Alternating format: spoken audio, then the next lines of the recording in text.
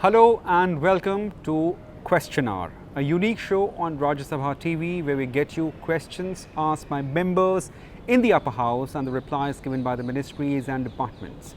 I'm your host Rajat Kain. I'm joined with my colleague Kriti Mishra. Thank you so much, Rajat, and we hope that all our viewers are taking good care of themselves and keeping fit and healthy. Well, Question Hour is extremely essential part of parliamentary democracy where government gets to apprise the House and also public at large as to what they're doing for national development through their schemes and programs. Broadly speaking, there are three chief categories of questions: starred, unstarred and the short notice one. Starred are the ones where reply is given directly on the floor of the House. And unstarred are those questions of which replies are given by the government in written format. And our show focuses on all the important unstarred questions asked by the members of the upper house in the previous sessions of Rajya Sabha. So Rajat, let's take our viewers through important questions and answers that we've filtered for them in this edition of the Question Hour show.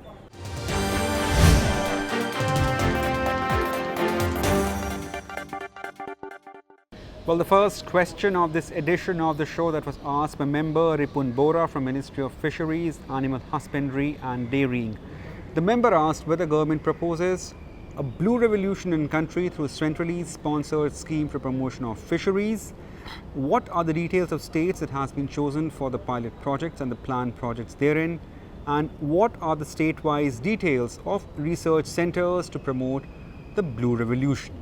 While giving a detailed reply to this question, the government says that the Department of Fisheries, Ministry of Fisheries, Animal Husbandry and Dairying since 2015-16 has been implementing a centrally sponsored scheme on blue revolution known as Integrated Development and Management of Fisheries with a total central outlay of 3,000 crore rupees for development of fisheries. Now the CSS is being implemented in all the states and UTs to supplement their efforts by providing financial assistance for development of fisheries sector in the country. The Indian Council of Agricultural Research or ICAR has 8 fisheries research institutes and 33 research centers which are located at different strategic locations across the country. Now these institutes and research centers of ICAR are located in the states of Gujarat, Maharashtra, Karnataka, Kerala, Tamil Nadu, Andhra Pradesh, Odisha, West Bengal, Bihar, Uttar Pradesh, Punjab, Haryana, Uttarakhand, Madhya Pradesh and Assam, and have been extending their services to different stakeholders of the country. Under the CSS, financial assistance is also provided to ICAR institutes for various fisheries related activities like technology upgradation, fish disease surveillance and control program, propagation of fisheries and also technologies and fish culture activities. The government further says that fisheries development projects activities taken by the centrally sponsored scheme on blue revolution, integrated development and management of fisheries are furnished in a detailed way in the annexures attached in the reply given by the government. And joining us on the Question Hour show is Rajya Sabha MP Mr. Ripun Bora. Mr. Bora, welcome to Rajya Sabha TV and thank you so much for joining us through this virtual platform. Thank you so much. So as you know, we filter important unstarred questions asked by the members of the Rajya Sabha in the previous sessions. And talking about the previous session, you asked a very pertinent question about blue revolution and the centrally sponsored scheme for development of fisheries sector in the country. Your take on government's reply, sir? Yes, you see, this central government has declared a scheme that is a blue revolution, basically for fishery, for development of the fishery sector. But unfortunately, though it is more than 3,000 crores have been allocated for the fishery sector, and we have seen it is under ICAR that there is 8 fishery centers and 33 fishery research centers also we got the reply. And the purpose was that integrated development and management of fisheries and the technology upgradation and this fish related disease surveillance. So these are the subject, these are the object. But unfortunately, what I have seen in Assam, that all the research center, they have failed.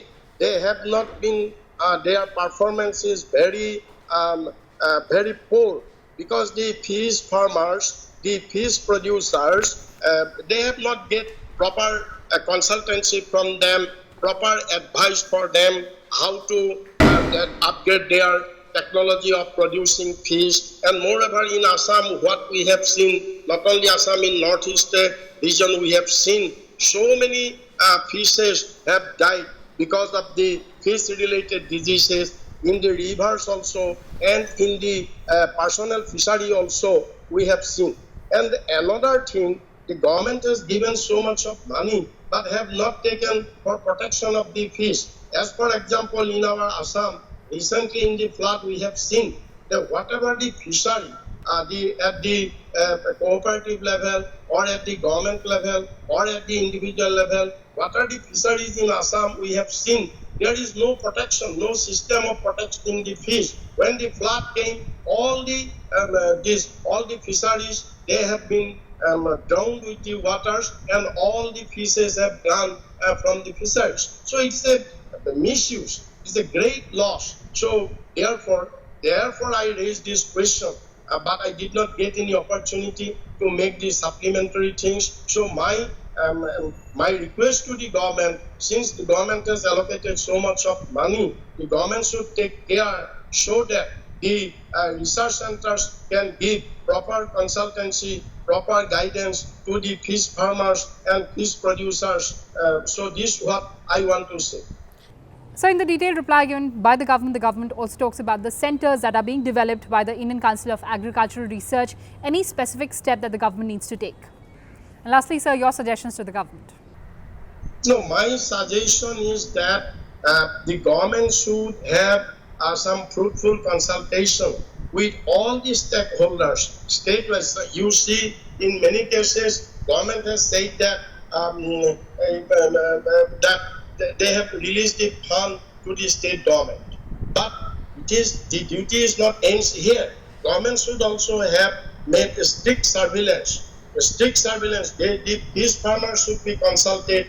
The fish producers should be consulted. They are more experienced. They are working in the field, but they have not been consulted in many cases. And other thing, the granted or the grant or the subsidy, whatever, this has not been released properly to the fish farmers. This has not been released properly to the fish farmers. So this is my suggestion is that basically this research center and fishery research center, they should take very proactive role. They should go to the fish farmers and they should very proactively give consultancy, give advice to the fish producers so that the technology upgradation can be accelerated.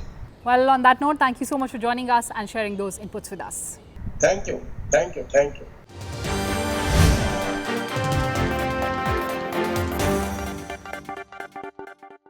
And now let's move on to the next question asked by member Bhaskar Rao Nikanti, and this question pertains to the Ministry of Environment, Forest and Climate Change.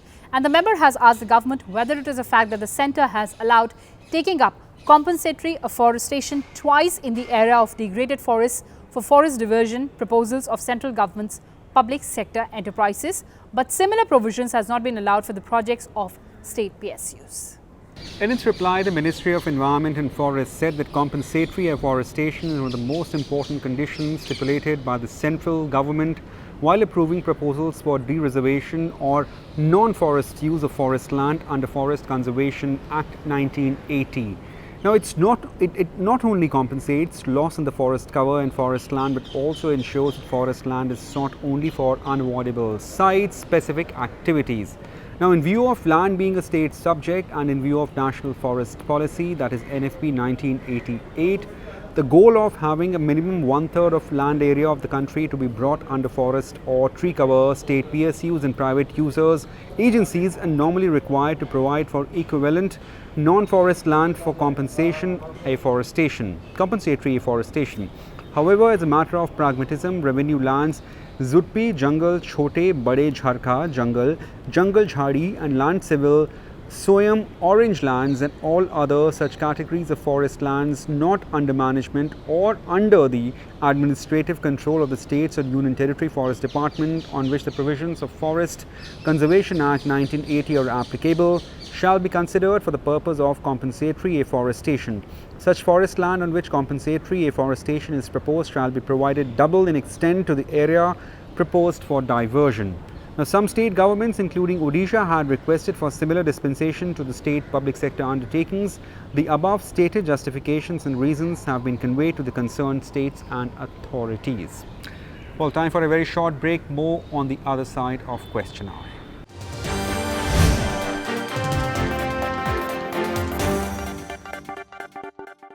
Welcome back. You're watching Question Hour. Now, moving on to next question of this edition of show that was asked by member CM Ramesh from Ministry of Jal Shakti.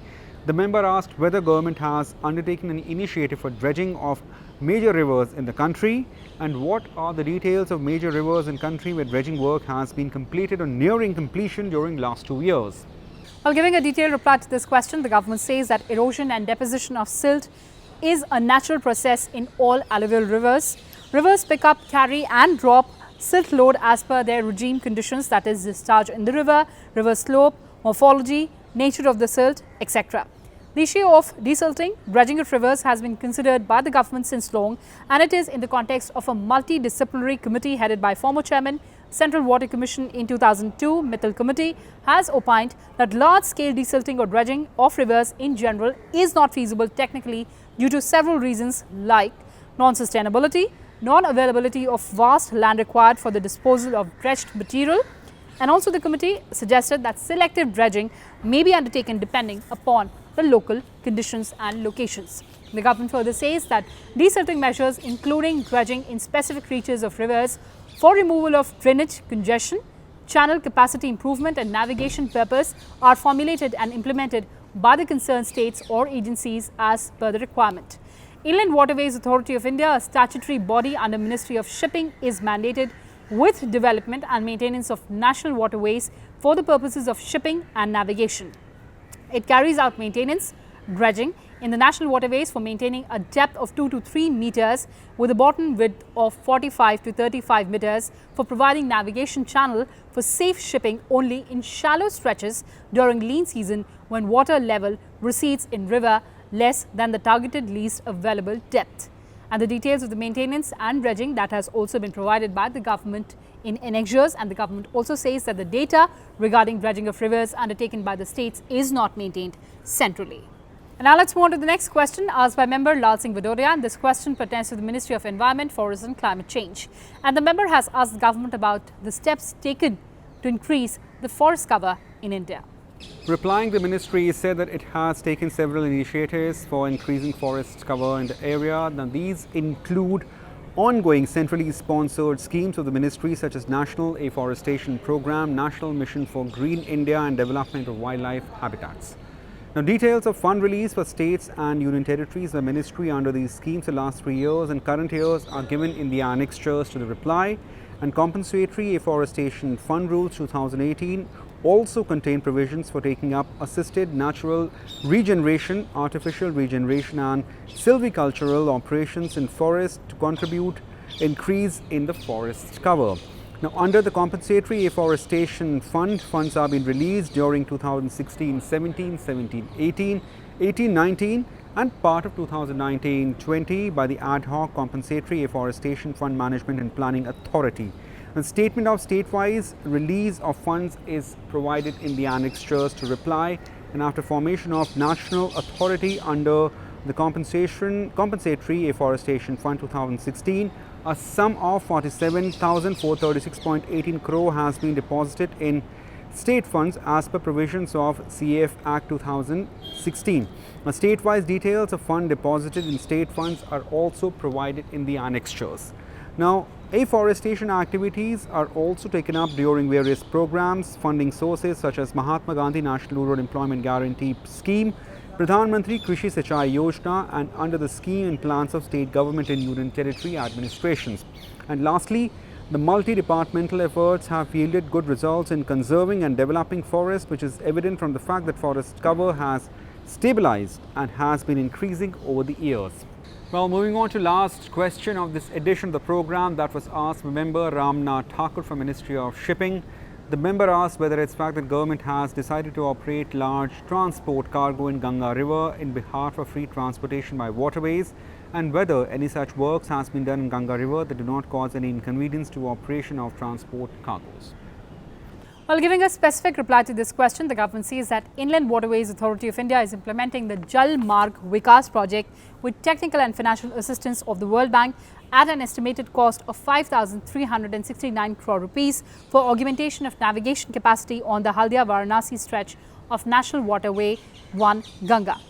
The major objective of the project is to enable movement of 1,500 to 2,000 dead weight tonnage vessels. Project worth rupees 1,800 crore approximately have commenced on groundwater on the JMVP. The works on National Waterway 1 under JMVP include construction of multimodal terminals at Varanasi, Sahibganj and Haldia, Ro-Ro terminals, navigation lock at Farakka, development of channel making system, integrated vessel repair and maintenance facilities, automated information techniques of differential global positioning system, river information system, day and night navigation aids, slipways, bunkering facilities, river training and river conservation works, etc., with the ultimate objective of safe shipping and navigation on Ganga. So, Rajat, these were the important questions and answers that we collated for our viewers in this edition of the Question Hour show. Well, thanks for watching Question Hour. Keep following Rajya Sabha TV for more national and international stories. You can also watch all these programs of Rajya Sabha TV on YouTube as well.